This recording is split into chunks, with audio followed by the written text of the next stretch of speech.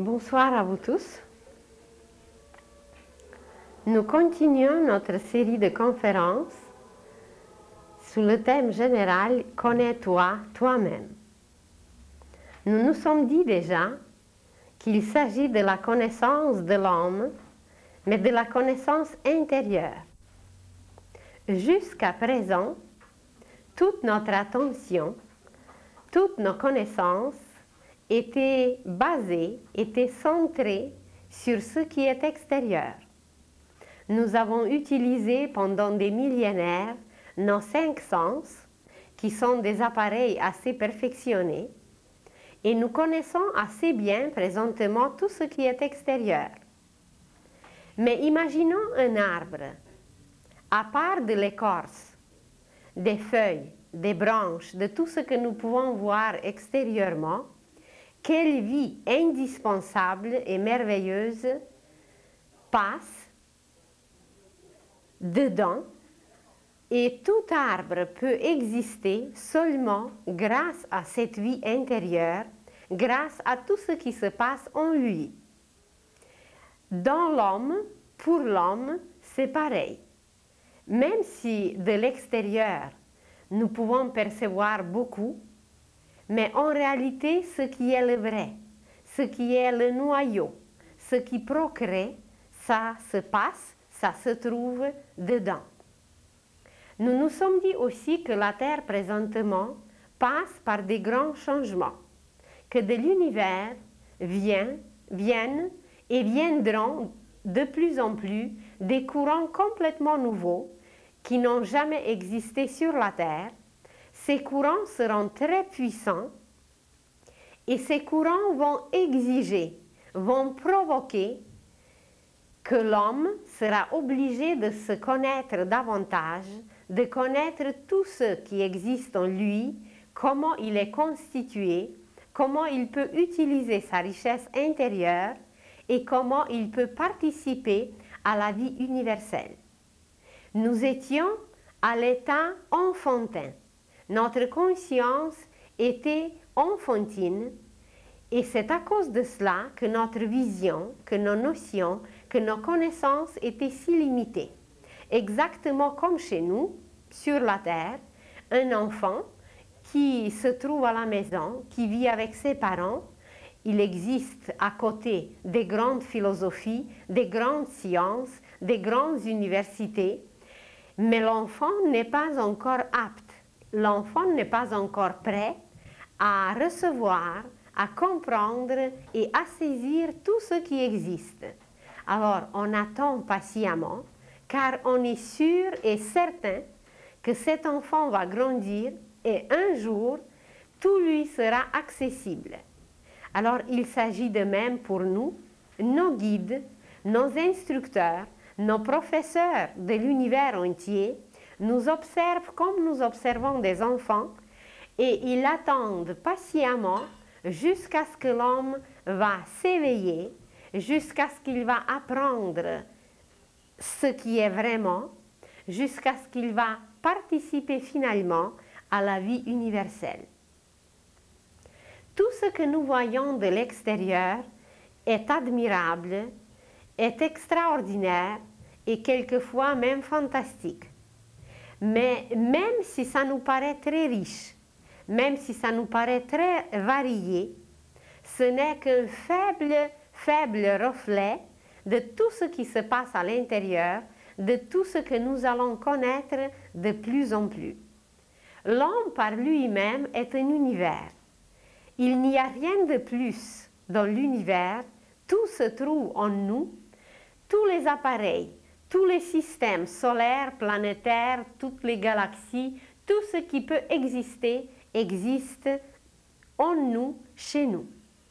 Nous avons dit que par exemple, juste le cerveau humain, c'est une galaxie en miniature. Et surtout les orientaux connaissent toutes ces vérités. Et présentement, nous sommes en face de cette époque nouvelle qui va nous dévoiler, qui va nous découvrir, qui va nous permettre de pénétrer dans tous ces mystères et dans tout ce qui a été incompréhensible, inaccessible ou même caché jusqu'à présent. Cette vie que nous percevons, elle est donc juste extérieure. Si nous comparons la vie d'un arbre, si nous regardons un simple fruit, nous le savons très bien qu'il y a dedans un noyau qui peut procréer. Si nous le plaçons dans des conditions nécessaires, appropriées, ce noyau peut donner la vie. Et non seulement cela, mais il peut provoquer des courants de l'univers entier, il va les attirer et ces courants vont le servir, vont le nourrir jusqu'à ce qu'il donne des noyaux nouveaux, une procréation, des nouvelles créatures qui vont procréer de nouveau d'autres arbres. Mais à part du noyau, il y a la pulpe de chaque fruit. Et dans cette pulpe, il y a toute une circulation qui est nutritive, qui est musicale, qui est harmonieuse et qu'on pourrait trouver les adjectifs à l'infini pour définir cette vie qui bat dans la pulpe. Et nous percevons seulement l'écorce, seulement la pelure et le vrai, ce jus de la vie, cette sève de la vie qui circule partout, nous ne la voyons pas, nous ne la percevons pas. L'homme, nous le regardons, il nous est sympathique ou antipathique, mais qu'est-ce que nous savons de ses sentiments quand nous regardons un homme? Qu'est-ce que nous pouvons lire dans ses pensées? Comment nous pouvons communiquer avec lui? Nous parlons juste de l'homme. On peut communiquer avec la nature tout entière. On peut communiquer avec une pierre. On peut l'écouter. On peut lui demander qu'elle nous raconte son histoire. Sans parler de la beauté des plantes, des fleurs, des papillons, des montagnes qui sont vivantes, des rochers qui contiennent une histoire extraordinaire, qui gardent une poésie absolument inconnue pour nous. Et quoi dire maintenant des étoiles éloignées ou des systèmes solaires? Quelle vie, quelle pulsation extraordinaire existe partout et nous voyons seulement un faible reflet extérieur. Alors, comme notre but principal, c'est de nous connaître, nous-mêmes, l'homme, comment ça marche avec nous? Qui est l'auteur? Qui est celui qui anime nos pensées, nos sentiments, nos gestes? C'est d'accord, nous marchons, nous respirons, nous pouvons même penser, nous pouvons chanter. Mais qui le fait? Comment se fait-il que ce corps qui est animé ainsi, à un certain moment, il arrive un petit accident, il arrive une surcharge dans le cœur, et dès que le cœur s'arrête, tout s'arrête, et voilà, il n'y a plus de pensée, il n'y a plus de sentiments, il ne reste que l'écorce, il ne reste que la pelure, qui est évidemment bien arrangée par la suite, et qui est, je ne dirais pas rejetée, mais qui est placée d'une certaine façon. Alors, qui est l'auteur? Qui est ce vrai moi en nous, qui peut-être continue par la suite, même si l'écorce est rejetée, même si la pelure est rejetée?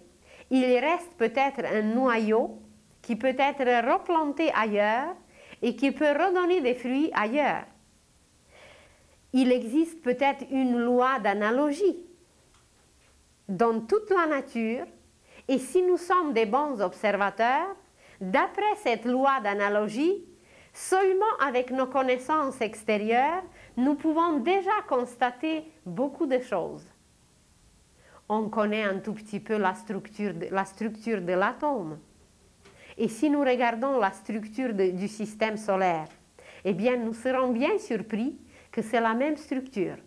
Comment se fait-il que dans cette petite particule, la plus minuscule, que nous pouvons déjà observer, et dans cette structure immense qui est un atome peut-être de l'univers, c'est la même structure, c'est les mêmes pulsations, c'est la même gravitation, c'est les mêmes procédures qui s'accomplissent.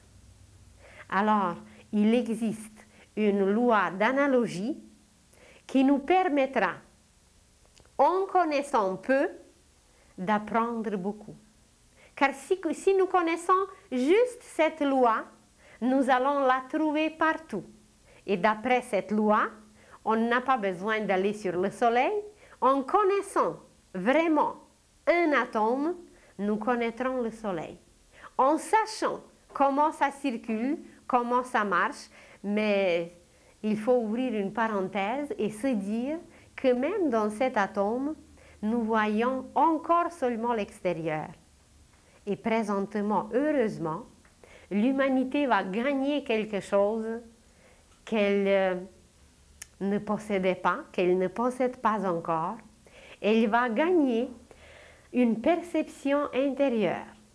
Il faut le dire que pas toute l'humanité, que seulement ceux qui vont réussir aux examens, seulement ceux qui se préparent, seulement ceux qui sont éveillés, seulement ceux qui sont prêts à participer à cette vie universelle, à cette vie éternelle qui n'arrête jamais. Alors cette partie de l'humanité, exactement comme dans une école, tous ceux qui passent par l'examen, ils continuent. Et tous ceux qui n'ont pas passé, bien, ils répètent la classe. Alors une partie de l'humanité va continuer et une autre partie, elle va répéter sa classe. Vous allez dire où? Bien, dans une autre école qui est appropriée, qui est pour cette partie qui a besoin de répéter les choses, de comprendre encore, d'apprendre et de saisir. Alors, cette partie qui sera prête pour participer à la vie divine, à la vie universelle, elle va recevoir un don. Très bientôt. Très bientôt. D'ailleurs, certains le reçoivent déjà, et ce don, c'est la clairvoyance. Mais pour le recevoir, bien, il faudrait se nettoyer un peu, il faudrait se purifier un peu et être préparé. Comme jadis, le roi invitait des invités pour un festin. Mais seulement ceux qui étaient bien habillés, qui se comportaient comme il faut, convenablement, étaient placés à table. Les mendiants, ceux qui n'entraient pas dans le cadre des règles royales, ne pouvaient pas s'asseoir au festin. Alors, il va être de même pour nous présentement. Si notre corps va être préparé suffisamment, si nous serons suffisamment propres, au niveau physique propre, mais plus haut peut-être pur, nous allons recevoir des cadeaux inimaginables et ce cadeau, ça va être une perception intérieure qui nous permettra de contacter le cœur même de l'univers, qui nous permettra de pénétrer en tout ce qui existe et il n'y aura plus de voile, il n'y aura plus de mystère. L'homme pourra se connaître et connaître tout. Alors, avant d'arriver à ces cadeaux merveilleux, il y a peut-être quelques petites notions à connaître, il y a quelques petites choses à apprendre. Alors, qui nous anime? Comment ça marche que l'homme se trouve sur la terre et à un certain moment, il disparaît? Quelqu'un apparaît, puis il disparaît. De quoi ça dépend? Comment ça marche? Alors, imaginons un œuf immense. Tout le monde connaît un œuf. Dans cet œuf, il y a plusieurs parties, il y a plusieurs couches. Et l'univers est semblable à cet œuf. Il y a un noyau, il y a le jaune, qui est d'ailleurs de la couleur de lumière.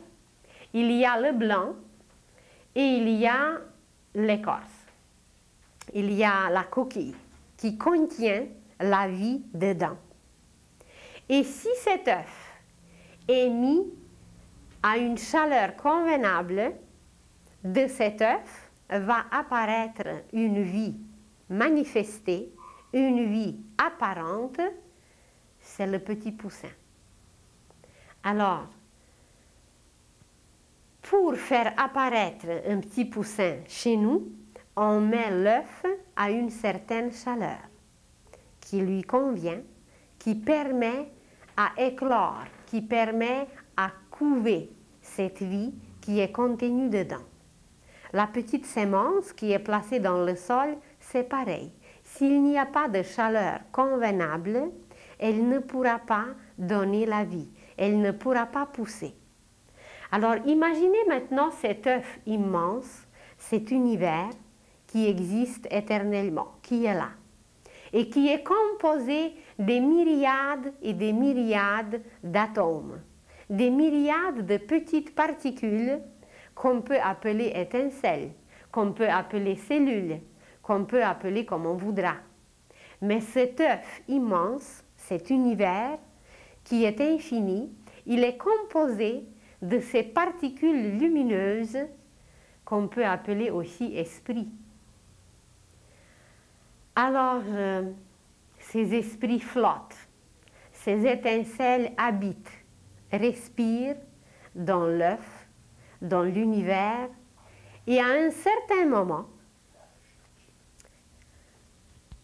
une partie de ces esprits, une partie de ces particules, une partie de ces cellules, de ces petits enfants, si on veut, est envoyée à l'école. À l'école d'ailleurs aussi, on chauffe, il y a une température convenable, il y a des conditions qui sont valables, appropriées. Et voilà, ces petits enfants divins qui existent depuis toujours, on décide à les envoyer à un moment à l'école. Et ces étincelles, comme une vague, sont envoyées dans une chaleur appropriée qui rabaisse leur vibration très puissante et très intense. C'est un peu le contraire de ce qui se passe chez nous. Chez nous, quelquefois, peut-être la température doit être même augmentée, rehaussée pour que la vie apparaisse. Tandis que ces petites étincelles qui peuplent l'univers, comme elles sont de lumière pure, comme leur intensité est très grande, pour qu'elles puissent devenir visibles, pour qu'elles puissent se manifester à travers l'écorce, à travers tout ce qui est extériorisé et manifesté, il faut rabaisser leur vibration intense. Mais il s'agit évidemment encore d'une chaleur appropriée et des conditions appropriées. Alors, ces petites particules, imaginons que c'est le jaune d'œuf, ces petites particules doivent rabaisser leur vibration et elles passent par un état de chaleur qui convient à leur éclosion. Et quand ces particules, ces étincelles, ces petits esprits commencent à rabaisser leur vibration, même leur couleur change. La couleur dorée, la couleur or, le jaune, change en blanc. Et c'est là que l'âme apparaît. L'esprit qui existe depuis toujours, au moment quand il veut passer par une école dans la matière, quand il veut apprendre, vous allez dire, mais est-ce qu'il a quelque chose à apprendre? On peut dire la même chose pour un enfant.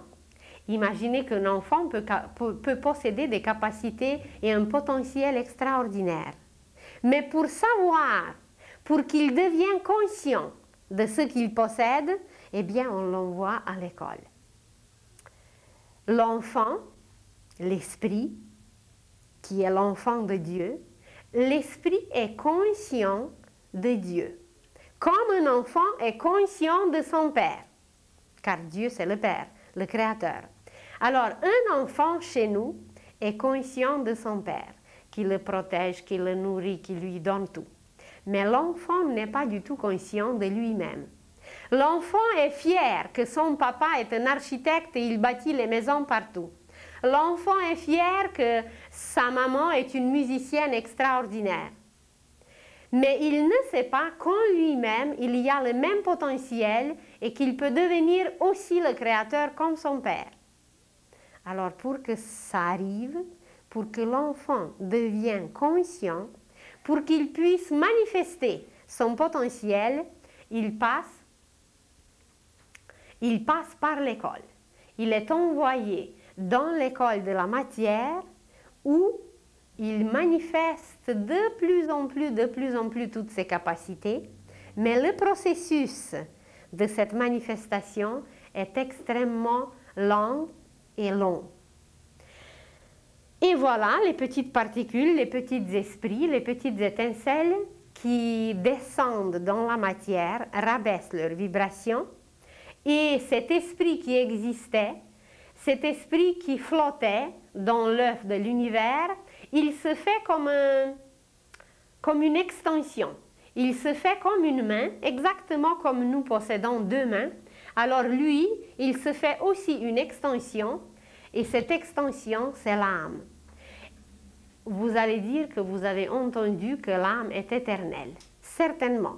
Elle est éternelle, elle existait déjà dans l'esprit, comme germe, comme une possibilité. Mais elle apparaît, elle naît seulement quand l'esprit est envoyé à l'école de la matière. Comme une mère qui est enceinte, elle porte son enfant. Mais il apparaît seulement quand il vient au monde. Alors l'âme aussi, elle est portée dans l'esprit. Elle fait partie de lui-même, mais elle apparaît ensuite quand cet esprit descend dans la matière. Et par la suite, comme cette âme qui apparaît, cette extension de l'esprit qui a des vibrations plus ralenties, qui change même de couleur. Elle est de couleur blanche. Même cette âme, elle est extrêmement puissante. Elle est très forte, elle est très intense et pour œuvrer dans la matière, elle a besoin des outils, elle a besoin des gants, elle a besoin des vêtements. Et ensuite, quand nous allons parler de la réincarnation, vous allez voir en détail comment cette âme commence à tisser ses vêtements pour pouvoir travailler dans la matière, pour pouvoir apprendre, pour pouvoir manifester tout son pouvoir. Avant d'arriver à cela, pour aujourd'hui, juste une structure générale de l'homme, c'est que l'homme en lui-même représente une trinité. Exactement comme l'Église nous a enseigné et nous enseigne encore, l'homme possède en lui-même, il est composé d'une trinité. Et cette nature triple, nous allons trouver partout. Vous allez regarder une maison qui a la fondation, qui a les murs et qui a le toit. Vous allez regarder un arbre qui a ses racines, qui a le tronc et qui a la cime. Vous allez regarder une famille qui a le père, la mère et l'enfant. Nous allons partout, l'œuf d'ailleurs, on en a dit déjà, un fruit. Nous allons partout trouver cette nature triple. Regardez l'œil. Nous nous regardons tous les jours dans le miroir. Regardez le bras, la main. Il y a le bras même, c'est ça, l'avant-bras et puis la main. Regardez juste nos doigts. Il y a 3 phalanges, c'est ça? 3 phalanges. Regardez les ongles. Il y a des petites lunes, il y a la partie même de l'ongle et il y a la partie qui protège notre doigt. Partout dans les moindres choses, nous allons trouver cette nature triple. Nous allons regarder une rose, nous allons regarder une plante, nous allons regarder tout ce qui existe. Il y a le contenant, il y a le contenu et il y a le goût, du contenu. Si nous regardons juste le vase, eh bien, nous allons trouver en lui-même juste le vase. Il est contenant. Ce contenant a un contenu, mais même si le contenu est là, nous ne savons pas si c'est l'élixir de vie ou si c'est un poison. Il faut le goûter. Il faut connaître son sens pour savoir ce noyau, pour connaître ce noyau.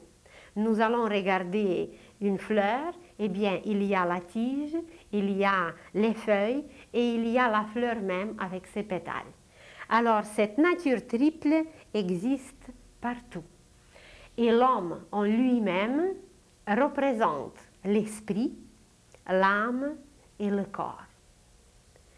Maintenant, ça nous paraît que c'est très simple. Mais nous pouvons trouver dans l'homme tous les chiffres. En tout, il est une unité. C'est un enfant de Dieu. C'est un tout. C'est un univers. C'est un être humain. On peut trouver des noms et des noms à l'infini. Qu'est-ce que c'est qu'un homme? Alors, avant tout, il est un. Ensuite, nous allons trouver deux en lui. Nous allons trouver qu'il a une nature divine, éternelle, immortelle, et il a une autre nature humaine, nature destructible, corruptible, qui se rouille, qui meurt. Alors nous allons trouver deux en lui, esprit, matière, blanc, noir, deux opposés, féminin, masculin, deux pôles, etc. Maintenant, nous nous arrêtons sur cette nature triple, qui est l'esprit, l'âme et le corps. Mais avec le temps, d'ailleurs, on a déjà mentionné que nous possédons en nous certains systèmes, et on va trouver 4 systèmes, on va trouver 4 éléments, on va trouver beaucoup de choses qui correspondent aux 4, car 4, c'est la réalisation, c'est la manifestation visible. Ensuite, il y a 5, évidemment, on ne va pas continuer aujourd'hui pour ne pas compliquer. On peut trouver 6, on peut trouver 7, on peut trouver 8, 9, 10 et même plus. Mais ça va rester pour plus tard. On va trouver en nous jusqu'à 144 000 qui sont mentionnés dans l'Apocalypse. C'est tout en nous, c'est 144 000, tout est là. Mais on en parlera une autre fois. Alors nous nous arrêtons aujourd'hui sur l'homme comme sur une nature triple. Vous voyez une illustration ici qui symboliquement représente le corps humain. Et dans le corps humain, l'esprit est présenté, symbolisé par la tête. Ceux qui voient en couleur, vous le voyez en violet, c'est la partie la plus subtile de l'homme. La matière du cerveau, c'est une matière qui est la plus subtile de toutes les matières. Et c'est le sommet de l'homme, comme les montagnes ont leur sommet, comme les arbres ont leur cime, comme un arbre, c'est par sa cime qu'il apporte les fruits, alors l'homme aussi, il est animé, il est nourri dans sa tête directement par le feu de l'esprit. Alors, le feu de l'esprit loge, existe, travaille à travers la tête humaine où il y a des appareils appropriés à ce feu. Comme vous ne mettez pas dans votre voiture du lait. Du lait, c'est un combustible, mais qui est bon pour un enfant. Votre voiture demande un autre liquide qui lui est approprié. Alors, pour notre tête, c'est le feu de l'esprit qu'il faut. Il faut une énergie, un courant spécial. Nous verrons plus tard même où il est placé ce courant. Par quoi nous nous attachons à ce courant, car il existe une électricité cosmique et cette électricité cosmique nous nourrit.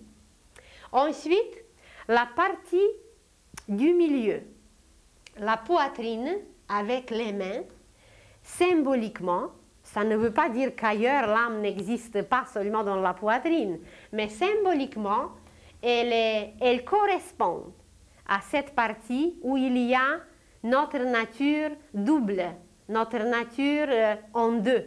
Il y a deux poumons, il y a le cœur avec son système veineux et artériel.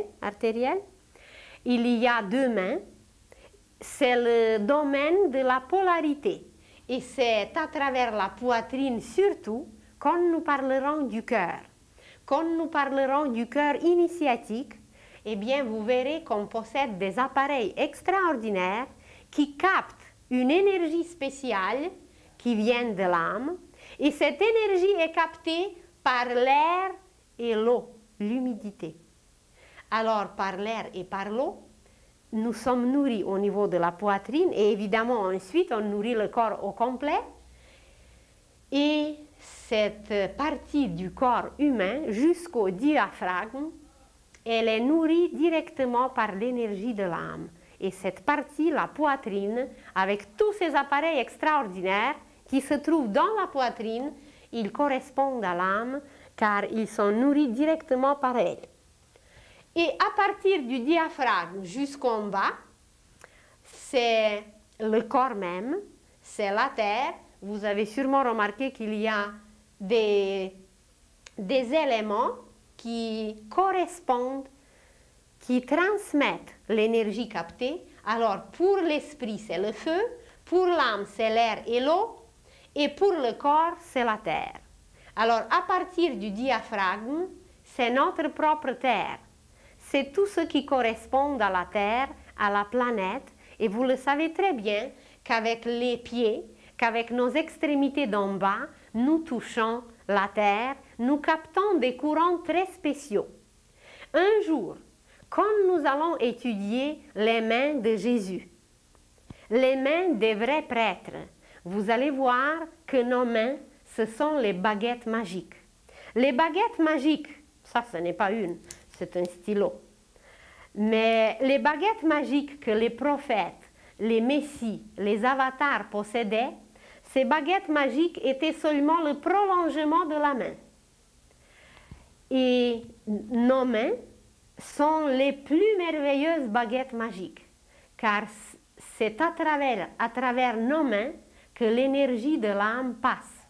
Vous le savez très bien qu'un génie, un sculpteur, un génie quelconque, il ne va pas creuser, travailler avec sa tête. Dans sa tête brûle une énergie de l'esprit qui le fait créer, qui lui donne des images. Mais c'est avec ces baguettes magiques, avec la main, avec les mains, que l'homme creuse, que l'homme touche. Il peut toucher la matière comme il peut toucher le ciel. Et nous allons parler un jour de la phrase du Christ quand il a dit « Je suis alpha et oméga ». Je vais vous montrer, juste pour ceux qui méditent, qui s'intéressent immédiatement, qu'il y a une position humaine pour exprimer cette phrase. Quand Jésus disait « Je suis alpha et oméga », ça veut dire le commencement et la fin. Il s'est placé dans une position, la main droite vers le haut et la main gauche vers le bas. Et cette position, avec le corps un peu penché vers la gauche, cette position est exprimée dans l'alphabet hébraïque par Aleph. Aleph qui correspond à alpha grec. Alors le Christ disait « Je suis le commencement, je suis celui qui vous relie avec le ciel. Par ma droite et par ma gauche, je vous touche, je vous transmets. » Dans le terme d'aujourd'hui, on pourrait dire « Je deviens le médium cosmique. Je deviens un intermédiaire conscient qui capte une énergie pour la transmettre consciemment pour transformer quelque chose, pour créer quelque chose, pour façonner quelque chose. » Alors, même toutes nos positions du corps peuvent être exprimées par des lettres. Vous avez sûrement vu des lettres décoratives qui sont exprimées par le corps humain. Alors, juste pour commencer, je suis alpha et oméga. C'est une science. Juste cette phrase, c'est toute une science et nous l'exprimons en premier par cette position, la main droite tournée vers celui que nous regardons, mais en réalité, on regarde la face d'en haut, de celui d'en haut, nous le captons pour le transmettre. Et c'est grâce à l'âme, c'est grâce à sa polarité. Elle peut toucher l'esprit d'en haut et elle peut toucher la matière, le corps d'en bas. Alors c'est grâce à l'âme que nous sommes capables de modeler, de toucher la matière. C'est grâce à son énergie spécifique que nous étions créés ainsi. Nous parlerons un jour comment le corps humain s'est développé. Nous verrons en détail comment notre forme a changé d'une époque à l'autre. Et alors, par notre partie inférieure, nous touchons la terre, nous captons encore des courants extraordinaires qui nous proviennent du centre de la terre. Nous parlerons du centre de la terre, que c'est un endroit qui est connu en Orient, mais qui n'est pas connu en Occident. Vous allez demander comment se fait-il, quelle est la raison que les Orientaux connaissent et pas nous. C'est que les Orientaux avaient une tâche spéciale à accomplir de conserver la science antique. Et pour la conserver, il ne fallait pas parler, il fallait garder en conserve. Parce que si vous ouvrez la conserve, alors ça va se gâter et puis ça va disparaître et les microbes et les indésirables vont l'attaquer, manger, il n'y a plus de conserve. Alors, à cause de cette tâche spécifique que les orientaux, les sages, les initiés qui s'incarnaient en Orient, ils avaient une tâche spéciale de conserver la science antique, la vraie science initiatique. Alors, ils l'ont bien conservé et c'est maintenant qu'on ouvre à peine cette conserve la plus extraordinaire qui nous conserve et qui nous concerne, qui nous garde. Car nous allons, avec cette science, apprendre tout et connaître tout. Alors, c'est quoi donc l'âme? L'âme, encore dans les termes techniques d'aujourd'hui,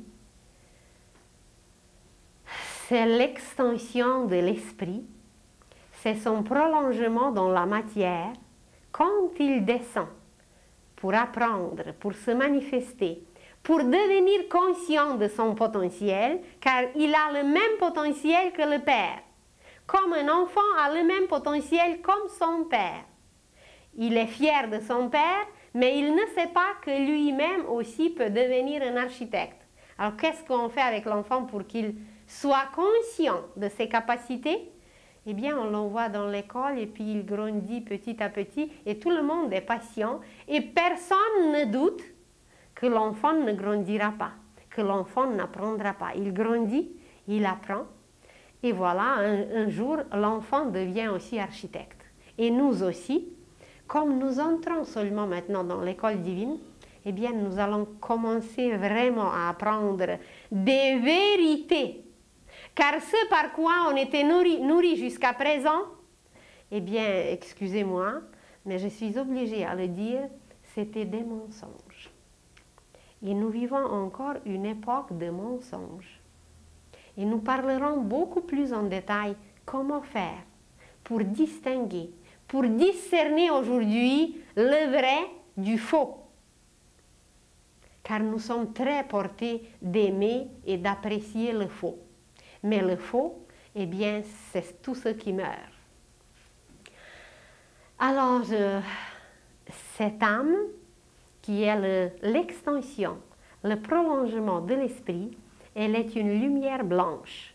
Nous nous arrêterons beaucoup plus en détail dans les conférences à venir sur l'âme, comment elle vit dans un corps, comment elle est.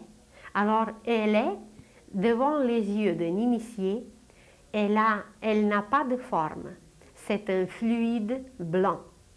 Et quand nous parlerons de la constitution de l'univers, dans tout l'univers au complet, il existe ce fluide blanc, et ce fluide blanc circule à travers l'air, à travers sa partie la plus pure, qui représente le noyau de l'air, qui est encore inconnu, et que les hindous appellent prana. Alors l'âme universelle est constamment là. C'est des petites gouttelettes à l'infini, ou un océan, si vous voulez, un océan dans l'univers, l'univers même. C'est un océan qui est composé des milliers et des milliards et des myriades de gouttelettes. Et une petite gouttelette qui veut aller expérimenter quelque part, alors elle se sépare de cet océan et voilà, elle commence son cycle évolutif. Et c'est cette gouttelette qui est chauffée, qui est nourrie par l'esprit, et la petite gouttelette vient et puis elle se promène partout et elle apprend et elle observe et elle souffre et elle s'évapore et elle retombe et elle s'évapore encore, etc. Alors l'âme peut être transmise en image, si vous voulez, comme une gouttelette, comme une petite goutte d'un océan qui doit aller, qui doit accomplir son cycle d'évolution. Pour quel but? On en parlera à la fin. Alors, cette âme, elle est une lumière. Elle est une lumière blanche qui peut être diffractée en 7 couleurs de l'arc-en-ciel. Les 7 couleurs de base et tout ce qui est rattaché aux 7 est rattaché à l'âme, à la qualité de l'âme. Le chiffre 7 qui représente dans notre système planétaire, dans notre système solaire, qui représente la perfection, il est rattaché à l'âme, car quand nous allons exprimer vraiment l'âme, eh bien nous serons parfaits. Et tous nos cycles sont attachés à ce chiffre, car la lumière blanche de l'âme se diffracte, se disperse à travers l'univers en 7 couleurs du prisme. Et nous étudierons un jour l'arc-en-ciel. Et vous allez voir quelle merveille est exprimée par l'arc-en-ciel. Et quand vous voyez un arc-en-ciel, c'est toujours de bon augure. C'est un signe extraordinaire que le ciel nous envoie. Et à travers tout ça, nous allons apprendre non seulement à nous lire, nous connaître, mais connaître tout ce qui existe, tout ce qui nous entoure, car tout nous parle. Mais comme on ne sait pas lire, comme on ne sait pas écouter, entendre plutôt, alors on ne sait rien. Alors l'âme, c'est une lumière blanche. Imaginez toujours l'œuf, où le jaune, c'est l'esprit, c'est une lumière or. Évidemment, l'esprit, dans son état pur, c'est une lumière si intense qu'elle est invisible. Mais, disons, symboliquement, c'est une lumière or. L'âme, c'est une lumière blanche qui se manifeste, qui se diffracte, qui se présente à nos yeux comme 7 couleurs du prisme, comme 7 notes, comme 7 chakras et tout ce qui est attaché au chiffre 7. On peut même dire peut-être 7-up, mais c'est en anglais. Alors, l'âme, c'est une extension de l'esprit pour qu'il puisse se rendre compte dans la matière de ce qu'il est aussi un créateur, un architecte de l'univers. Nous avons vu dernièrement une image qui était rattachée au degré de la conscience. Alors, ces degrés de la conscience étaient présentés comme degrés concrets, comme degrés abstraits, comme degrés cosmiques et universels. Et vous allez revoir la même image, et sur cette image, il y a la partie concrète, c'est le corps qui est la réalisation, la partie bleue en bas, c'est le corps avec sa réalisation dans la matière. La partie âme, c'est la partie rouge qui est imagination, qui est rattachée à l'âme. L'imagination, l'image, ça nous vient de l'âme. Nous pouvons avoir de l'imagination grâce à l'âme. Et l'expression « oh, c'est pas sérieux, il a de l'imagination », c'est que quelqu'un capte les images de l'âme, mais ces images ne sont pas comprises, ne sont pas utilisées, et souvent on se moque de quelqu'un qui a de l'imagination. Et ensuite, en haut, la couleur jaune représente la volonté, l'esprit. Alors, l'esprit, l'âme et le corps, ce sont trois qualités divines qui sont en nous, qui nous composent. Autrement, cette réalisation, pour réaliser quelque chose, il faut la volonté. Et cette volonté devient vérité quand elle est vécue. Alors, une volonté réalisée, vécue, devient vérité. Alors, tout ce qui est attaché à la matière, au corps, ça représente la vérité, car nous pouvons la déguster. Il existe la vérité de l'esprit, mais pour la goûter, pour la déguster, nous pouvons le faire seulement à travers le corps. L'esprit peut le faire seulement à travers le corps. Il a besoin d'une bouche, il a besoin des outils, des contenants pour goûter cette essence divine. Alors, cette réalisation, c'est la vérité, c'est la qualité, c'est la réalisation tout simplement. L'âme correspond à l'amour, à l'imagination, à une attirance infinie pour réaliser ses désirs. Car le seul désir de l'âme, c'est de relier la matière avec l'esprit, de les marier, de les marier. Alors la matière, quand elle devient la jeune mariée, l'esprit, c'est le prince charmant, et dans tous les contes qui existent, c'est toujours ces deux aspects qui existent. La princesse et le prince. La princesse, ça peut être aussi l'âme, évidemment, mais qui s'exprime à travers la matière, qui s'endort dans la matière, qui attend le baiser du prince charmant. Et ce baiser du prince charmant, c'est l'esprit qui touche la matière, c'est cette sagesse infinie que l'esprit représente. Quand la princesse est prête, alors le prince vient. Et c'est le mariage cosmique qui se produit, c'est l'union divine qui se produit, qui a été chantée par les mystiques, qui a été chantée par les saints.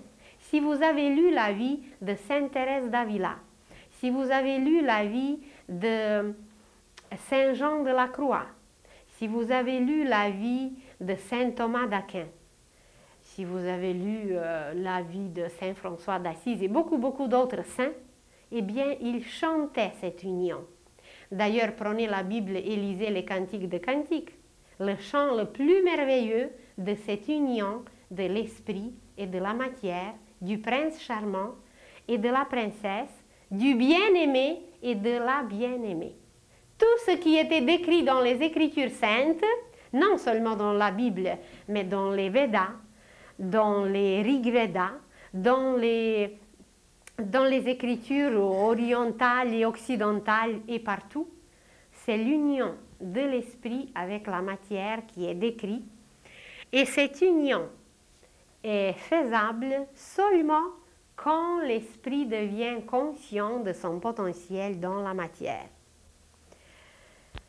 Imaginez maintenant l'âme comme une extension qui relie ce corps. Alors une extension, un fil. Nous utilisons tous les jours des extensions. Alors cette extension relie toujours deux bouts. Alors deux bouts, c'est deux pôles. Dans la science initiatique, ces deux bouts sont présentés par le serpent qui mord sa queue. Et ce serpent qui mord sa queue, eh bien c'est tout cercle. Chaque cercle, dès que nous voyons un cercle, c'est le serpent qui mord sa queue, qui peut être une sagesse réalisée ou non. Alors, le corps peut être représenté par le temps. Le temps, eh bien, c'est l'horloge.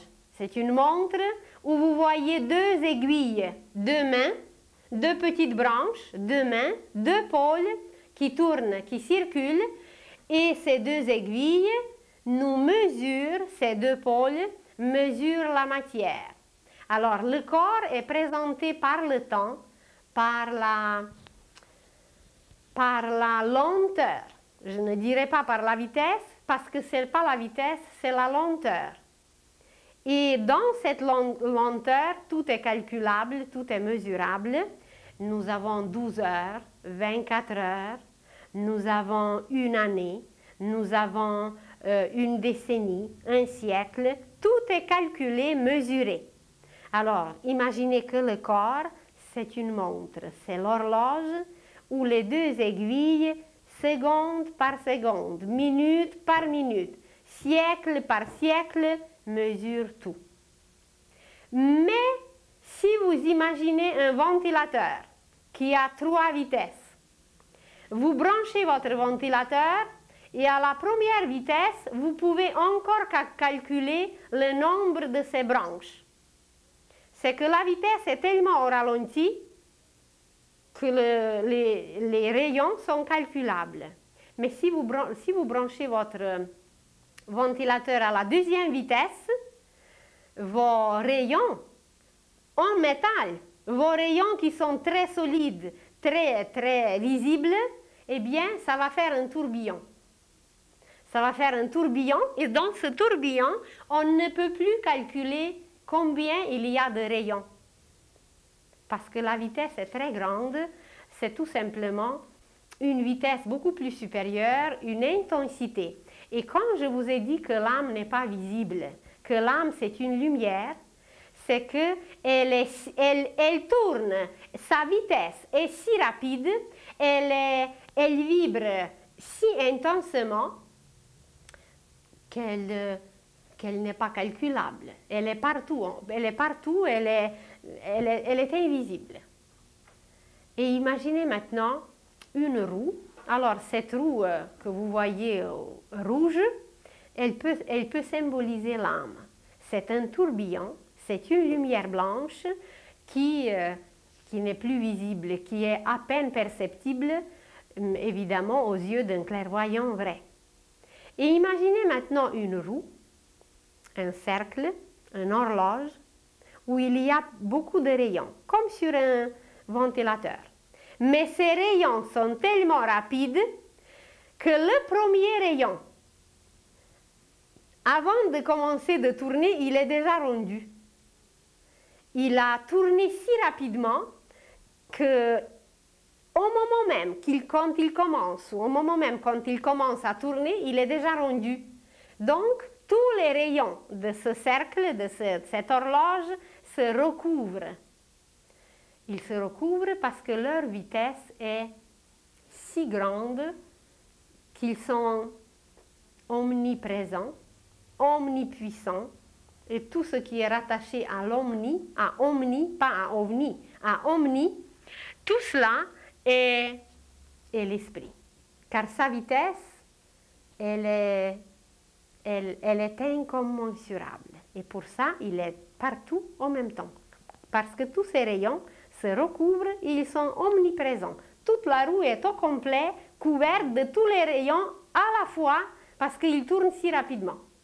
Alors ça peut être comparé à la vitesse de l'esprit. Donc, ces 3 mondes qui nous composent, le monde divin, c'est l'esprit, le monde spirituel, c'est l'âme, et le monde de la matière, c'est le corps. Et en même temps, ça peut être comparé avec le temps, le monde de la matière, avec la vitesse, le monde spirituel, et avec l'espace. Cette vitesse doit se propager quelque part. Cette vitesse doit se réaliser quelque part. Et l'espace, qui est l'esprit, qui est toujours partout, c'est ça l'omniprésence. C'est cet espace où l'esprit est constamment. Alors, c'est l'espace, c'est la vie qui tourne toujours, qui bat toujours, qui ne disparaît jamais. Donc, ces 3 parties nous composent Maintenant, on peut aller et rattacher tout cela à notre conscience. On peut rattacher à beaucoup d'autres choses. Mais l'essentiel, c'est que nous représentons une nature triple qui nous lie à l'esprit, à l'âme et qui s'exprime à travers le corps.